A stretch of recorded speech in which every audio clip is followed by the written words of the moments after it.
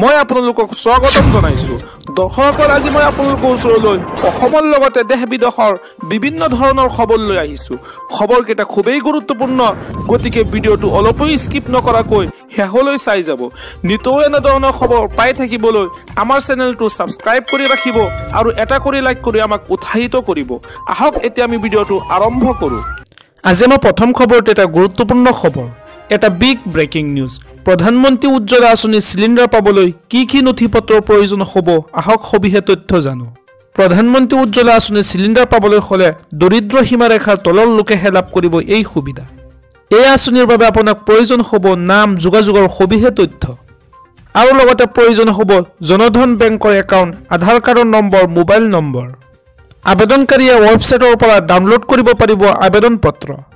এই সকলো তথ্য আপুনি আপোনাৰ সমীপৰ গেছ এজেন্সিত জমা দিব লাগিব।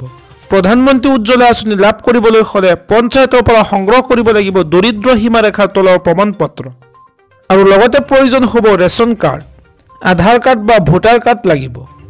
এই আঁচনি আৰু অধিক তথ্য জানিবলৈ আপুনি ক্লিক কৰিব লাগিব fcsca.assam.gov.in।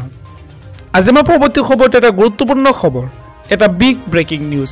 এটা কাম যদি কৰা নাই তেন্তে 14 দিন পাছত আৰু নাপাব LPGৰ ছাবচিডি। হয় দৰ্শকসকল, যদি এটা কাম এতিয়ালৈকে আপুনি কৰা নাই তেন্তে 14 দিনৰ পিছতে নাপাব চিলিণ্ডাৰৰ ছাবচিডি। গেছ এজেন্সিসমূহক ইতিমধ্যে দিয়া হৈছে এই নিৰ্দেশ। LPG ব্যৱহাৰকাৰীসকললৈ এই মুহূৰ্তৰ এক ডাঙৰ খবৰ। KYC যদি কৰা নাই তেন্তে 15 ডিচেম্বৰৰ পিছৰ পৰা নাপাব চিলিণ্ডাৰৰ ৰাজসাহায্য। KYC জমা কৰিবলৈ গেছ এজেন্সিলৈ আধাৰ কাৰ্ডখনৰ এখন ফটো লৈ যাব।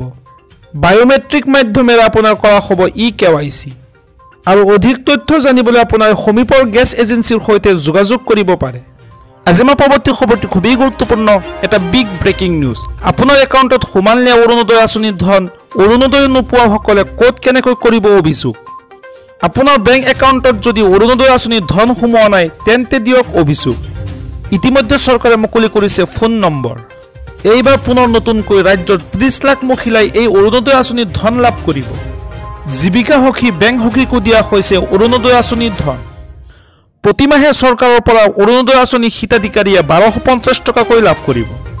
আপোনাৰ একাউণ্টত ধন জমা নহ'লে আপুনি দিব পাৰিব অভিযোগ।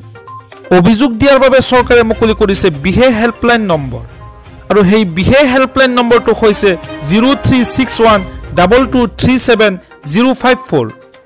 সমগ্ৰ অসমৰ 30 লাখ হিতাধিকাৰীয়ে লাভ কৰিছে অৰুণোদয় আঁচনি 1250 টকা।